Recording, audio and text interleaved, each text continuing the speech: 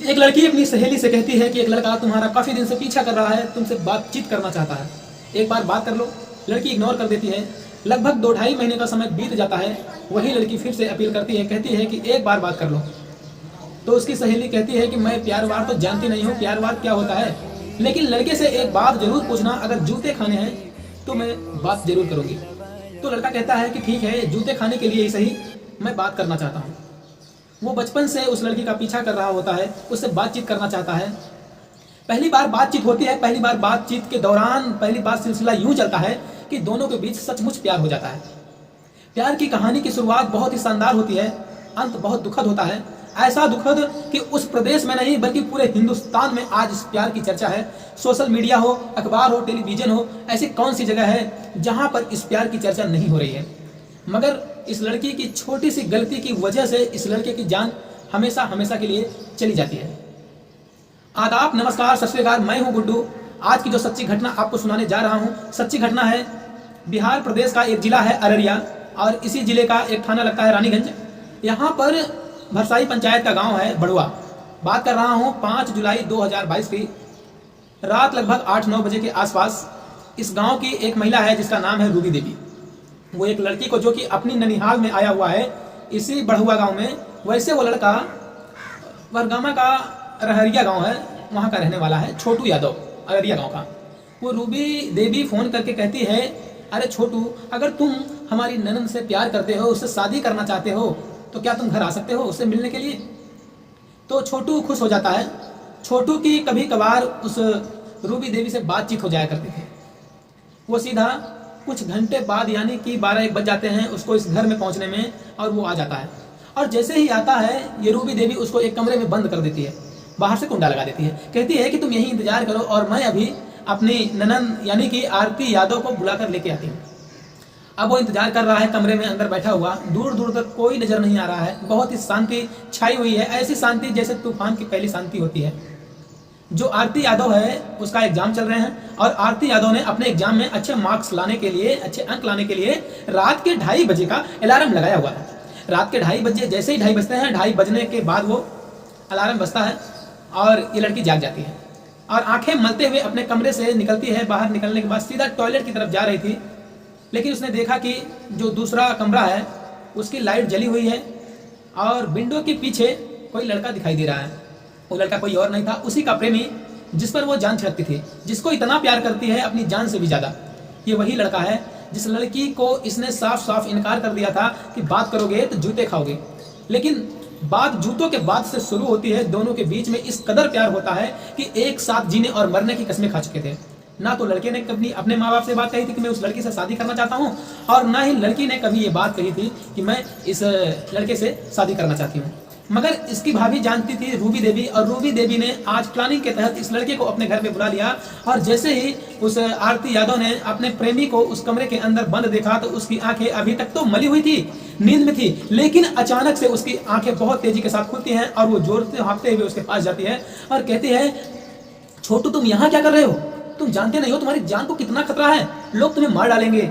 छोटू कहता है, नहीं नहीं, तुम समझ नहीं रहे हो, तुम्हारे घर वाले बहुत अच्छे हैं, कुछ भी नहीं। तुम्हारी भाभी का मेरे पास फोन आया था, वो कह रही थी कि वो तुम्हारी शादी कराना चाहते हैं हम दोनों की, और मैंने हाँ कर दी है शादी के लिए। बस इतना कहना था। वो लड़की यहाँ से दौड़ते हुए, भागते हुए इस लड़के की ननद यानी जिसकी गाँव में थी, इसके मामा के पास जाती है। रात के लगभग 2:30 बजे अपने उस लड़के प्रेमी के मामा का दरवाजा खटखटाती है। जोर जोर से आवाज लगाती है, मामा जी जल्दी से बाहर निकलो, छोटू की जान को खतरा है। मामा काफी आवाज के बाद घर से निकल करता तो है, लेकिन पूरी अधकचली नींद थी और नींद में डूबा हुआ था, और कहता है कि परेशान मत हो, सुबह बात करेंगे, कोई खतरा उतरा नहीं है। उन्होंने सिर्फ ऐसे ही धमकाने के लिए या डराने के लिए उसको कमरे में बंद कर दिया होगा। लेकिन आरती को बिल्कुल भी यकीन नहीं था। उसको एहसास हो चुका था। आरती बार बार चीख रही थी, चिल्ला रही थी, रो रही थी, गिड़गिड़ा रही थी, मामा जी उसको बचा लो, वो मार डालेंगे। इससे पहले कि वो घर आती, ये लोग, जिसमें क्या इस आरती के पिताजी हैं धीरेन्द्र यादव, भाभी रूबी देवी, भाई रविकांत यादव, बहनोई पवन यादव, मधुबन जानकी नगर पुनिया का रहने वाला, जो कि इस कमरे में जाते हैं। उस कमरे में जाने के बाद जो पवन यादव है सबसे पहले एक सवाल करता है, क्यों छोटू, तुम्हारी साली से प्यार करते हो, शादी करना चाहोगे? तो छोटू मुस्कुराते हुए, शर्माते हुए, नजर झुकाते हुए कहता है कि हाँ मैं शादी करना चाहता हूँ। बस इतना कहना था और उसके बाद ये सब लोग उस पर टूट पड़ते हैं और उसको लाठी डंडों से बहुत बुरी तरह से मार रहे थे, पीट रहे थे। जब ये दौड़ते हुए घर में आती है, चीखों की आवाज़ सुनने के बाद आरती बचाने की अपील करती है। तभी आरती को पकड़ा जाता है और दूसरे कमरे में बंद कर दिया जाता है। इधर आरती चिल्ला रही है उसको बचाने के लिए और वो चिल्ला रहा है अपने बचने के लिए, अपील कर रहा है, लेकिन वो लगातार उसको मार रहे हैं, पीट रहे हैं।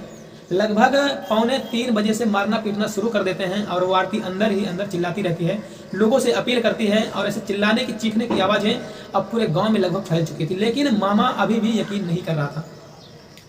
4:30 बज जाते हैं। 4:30 बजे जब यहाँ भीड़ जमा होती है, उसे पीट रहे थे, तभी इस भीड़ में से कोई व्यक्ति उसको एक मोबाइल देता है, यानी कि आरती के हाथ में मोबाइल भी दिया जाता है। और आरती सबसे पहले फ़ोन करती है इस लड़के के पिताजी यानी कि उमेश यादव को, और उसके बेटे जो दूसरा बेटा है छोटू यादव का दूसरा भाई है, जो उसको फ़ोन करती है जल्दी से घर पे आ जाओ, ये लोग उसको मार देंगे। बहुत बुरी तरह से उसे मार रहे हैं, लाठी से मार रहे हैं, डंडे से मार रहे हैं, जो हाथ में आ रहा है वो मार रहे हैं। अरे वो चीख रहा है, बचने की अपील कर रहा है, देखो चीखने की आवाज़ें भी मोबाइल में आ रही होंगी। तो उमेश यादव ने भी बस्तानी हरकत करते हुए दौड़ता हुआ अकेला ही यहाँ पे आ जाता है और अकेला आता है। और अकेला आने के बाद वो उनसे अपील करता है, उसके आंखों के सामने अपने बेटे को पीट रहा है, देख रहा है। उसका बेटा खून से लथपथ लहूलुहान हो जाता है। शरीर का कोई ऐसा हिस्सा नहीं था जिस हिस्से पर डंडों से, लाठी से, जूतों से, लातों से, थप्पड़ से मारा नहीं गया था, पीटा नहीं गया था।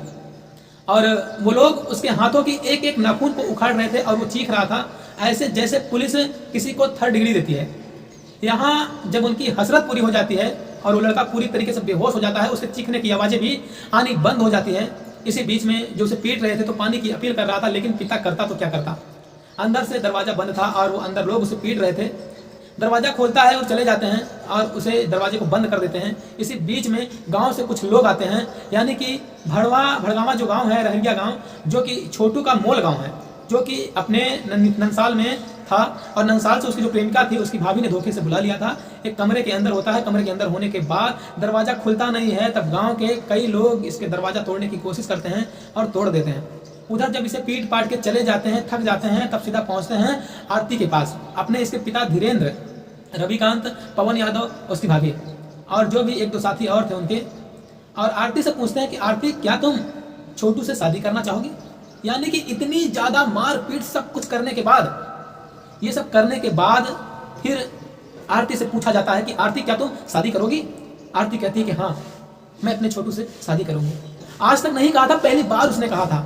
और जब पहली बार वो ऐसा बोलती है, जैसे ही वो बोलती है, जैसे छोटू यादव को मार रहे थे ठीक उसी तर्ज पर, उसी प्रकार, उसी के जैसे उसको भी मारना शुरू कर देते हैं। गांव के लोग पहले दरवाजा तोड़कर उसे, छोटू यादव को बाहर निकालते हैं, फिर उसके बाद आरती को बचाते हैं।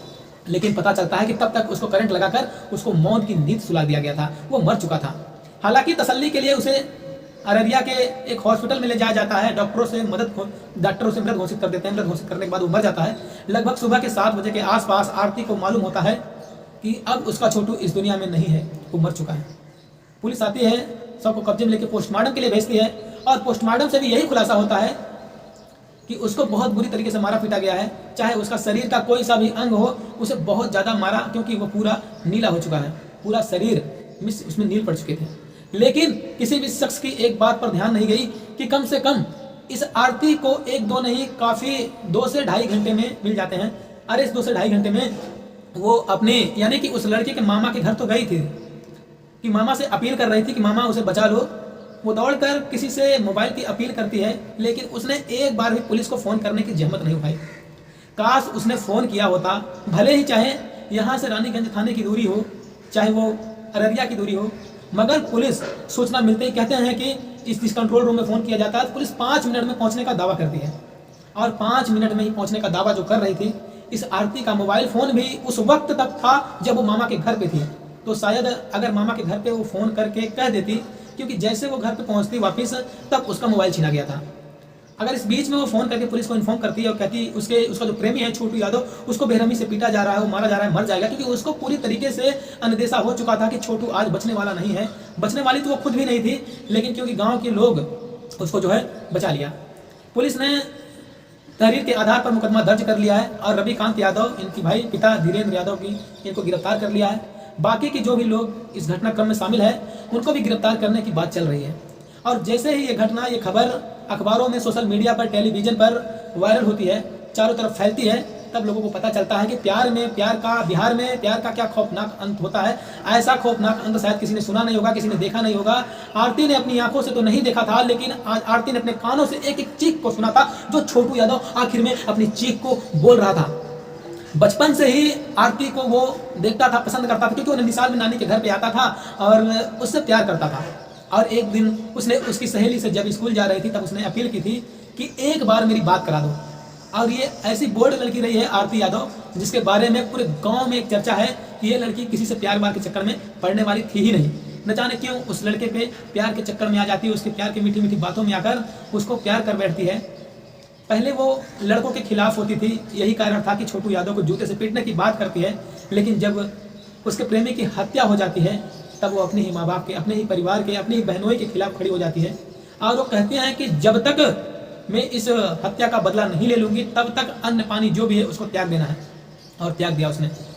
जब त्यागती है तो उसके बाद ये 8 जुलाई तक ये कुछ भी नहीं खाती और इसकी तबीयत कुछ इस तरह खराब होती है कि इसको उपचार के लिए हॉस्पिटल लाया जाता है। हॉस्पिटल भी कोई और नहीं लाता बल्कि छोटू के पिता उमेश यादव उसको भर्ती कराते हैं। अररिया में भर्ती कराते हैं, हालत गंभीर होती है। उसके बाद कुड़िया भर्ती कराया जाता है। कुड़िया में लगभग 4-5 दिन ये हॉस्पिटल में रहती है और किसी ने फोटो खींचकर इसका सोशल मीडिया पर वायरल कर दिया है, कहते हुए कि अब आरती मर चुकी है, बची नहीं है। लेकिन लोग भी पता नहीं कैसी कैसी अफवाह फैला देते हैं। फिलहाल डॉक्टरों की मशक्कत के बाद, काफ़ी मेहनत के बाद और उन लड़कों वालों की मेहनत के बाद आरती आज भी कुछ ठीक है, लेकिन वो अपने माँ के घर बिल्कुल भी नहीं जाना चाहती। वो कहती है कि मेरी माँ, मेरे पिता, मेरे भाई, मेरे रिश्तेदार अगर मुझे प्यार करते, मेरी भाभी मेरे प्यार करती तो मेरे आज छोटू मेरा साथ होता, हम दोनों की शादी करा देते। एक ही जाति के, एक ही धर्म के हैं, तो इसमें किस बात का अड़ंग है। लड़की भी समझदार, लड़का भी समझदार था, तो ये सब करने की जरूरत क्या थी। उसने कसम खाई है कि वो जिंदा रहेगी और अपने प्रेमी के घर पर रहेगी, यानी कि उमेश यादव के घर पे रहेगी। फिलहाल वो उमेश यादव के घर पे है और वो इंतजार में है कि इन्हें आरोपियों को जिसने इसके प्रेमी को मारा है उसको सलाखों के पीछे पहुंचाकर उन्हें फांसी के तख्ते तक पहुंचाना चाहती है।